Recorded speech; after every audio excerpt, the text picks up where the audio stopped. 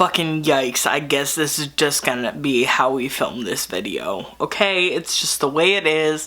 I'm sorry, I look disgusting. Please excuse that. However, I do need to take another shot before I film this video because fuck, it's a hard subject. Alright, we good. So clearly, as you can tell, I am drunk, but I wanted to make this video because one, I didn't film a video this week and I should have, and I'm so sorry that I didn't. Life has just been hard and I've been probably drunk more than not, which I'm not saying is a good thing. It's not a good thing. I really need to cut back on my drinking. Life is just hard and I don't want to turn into an alcoholic, but I'm sure you guys understand the struggle. But today, because today I have been particularly triggered by it and want to discuss it, I am going to talk to you about my eating disorder. It has been very, very difficult to admit that I have an eating disorder. I feel like part of that is because a lot of the eating disorders that are publicized are restrictive disorders, whereas my eating disorder is not like that at all. I feel like a lot of the public outcry about eating disorders and a lot of the publicity that eating disorders get is solely based on anorexia and bulimia, when those are not the only two eating disorders that exist. I deal with a very severe eating disorder that is currently affecting a lot of the world's population, and that is binge eating disorder. It is its own eating disorder. It is not the same as orthorexia or anorexia or bulimia. It's solely based around binge eating. It's not something that I'm proud of, but it's something that I've been dealing with since I was probably 12 years old. And I feel like it would be a smart thing to address it and talk about it and kind of try to normalize it, because I am confident that I am not the only person going through this disorder. I have an outline here that I wrote a while ago, and I'm going to base this video off of that, but I absolutely may change some things because this outline was written months ago and I'm not 100% sure that I still agree with it. It has a little asterisk in the corner and says, add disclaimer of the beginning. So here's a disclaimer. This is just my personal experience with having binge eating disorder. It does not mean that everybody who experiences BED has the same experiences that I do. It really does depend on person to person. So take what I say to a grain of salt. It's just my experience out of thousands of other experiences. My binge eating disorder started in my early childhood, like very young. I was very young. I began binge eating as a way of dealing with very intense emotions, but I will note that it was also a learned behavior. My father had binge eaten since he was a teenager, and while he went to great lengths to hide that from me and the rest of my family, it was very clear that he was still binge eating. It was just in secret. I saw food as a comfort and as an escape to emotions that I was dealing with at the time. Hello, Jinx. Do you want to come up here? Come up here, baby. I love you. For a very long time, for a lot of years of my life, I was just eating constantly.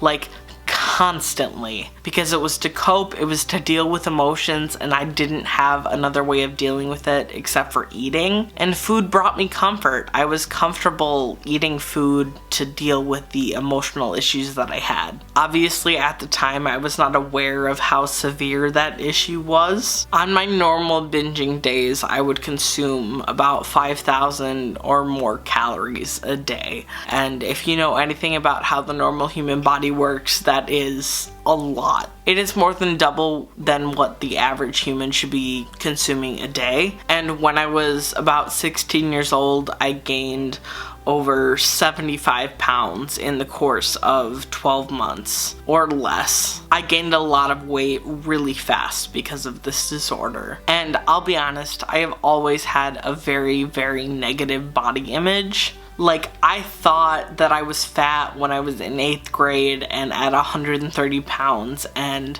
I remember then my parents threatening to send me to fat camp because I was fat at 130 pounds, which is an average human's weight. And part of that was very hard for me, and I decided because, oh, well, I'm already so fat, it doesn't matter if I eat more or gain more weight because I'll still be just as gross. And I want to let you guys know, being fat is not gross. Being fat does not dictate your health whatsoever. Your weight has absolutely nothing to do with how healthy you are whatsoever. It does not matter what the circumstance is. They are not the same thing. You can be heavy and very healthy and thin and very unhealthy, and I want to make that clear. In my personal circumstance, my weight gain was solely from emotional eating. It has caused a lot of health problems for me. Even recently, I have been put on a cholesterol medication due to one of my doctors being concerned about my health. And that was a very, very big wake-up call for me that I needed to change my behaviors. I could not continue eating the way I was. Continuing into adulthood, those unhealthy eating coping mechanisms stayed. I wasn't eating out of hunger. I was eating out of boredom and out of other mental health issues that I was dealing with. It was the only way at the time that I knew how to cope.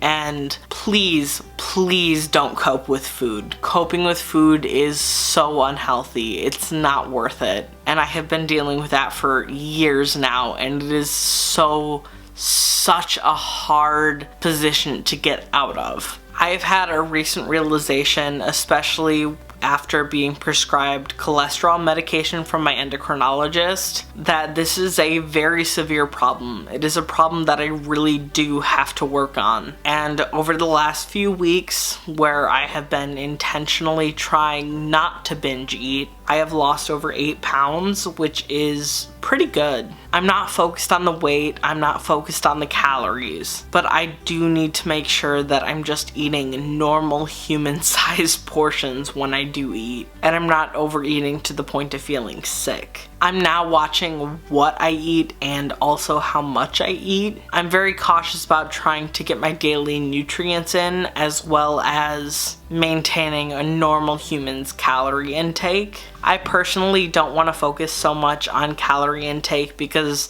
I have borderline. I am a very extreme person and I don't want to flip-flop from one extreme to the other. But I did want to talk about this. I am still in the very beginning stages of recovery. I still have days that I fuck up. I really do. And you are not alone in that. There are so many people that struggle with binge eating disorder, and it totally goes unnoticed. Other eating disorders like anorexia, bulimia, orthorexia are publicized way more than binge eating disorder is. And I just want to let you know that if you are suffering from BED, I get it. I'm there. I have been there.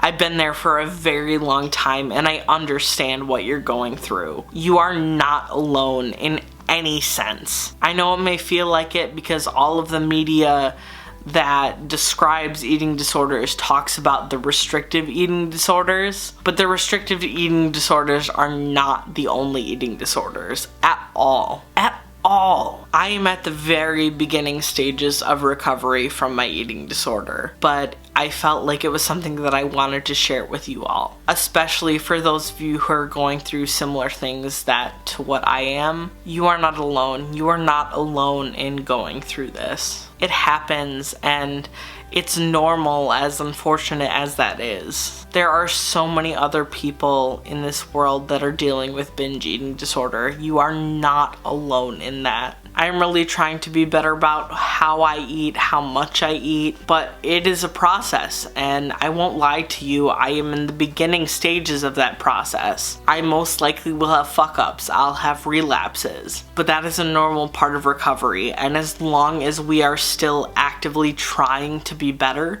that's all that matters. I know this was kind of a long-winded, complicated video for you guys. I'm drunk, so you're gonna have to excuse me a little bit, but I felt that this was something that was important enough to share, and I really hope that you guys took something from this, whether you suffer with BED or not. I post a video over here, hopefully, fingers crossed, about once a week. But I also have 2 other channels. I have a vlog channel which I post on anytime I vlog, and I have an age regression channel that I post on about 2 to 3 times a week. So if you would like to see more content from me, you can definitely go subscribe there. If you want to see my content in between uploads, you can follow me over on Twitter and Instagram at @TheRileyKyle, but I will also have my other socials linked down below if you are interested. I love you guys, I really do, and I hope that this video helped you somewhat. I will see you very, very soon,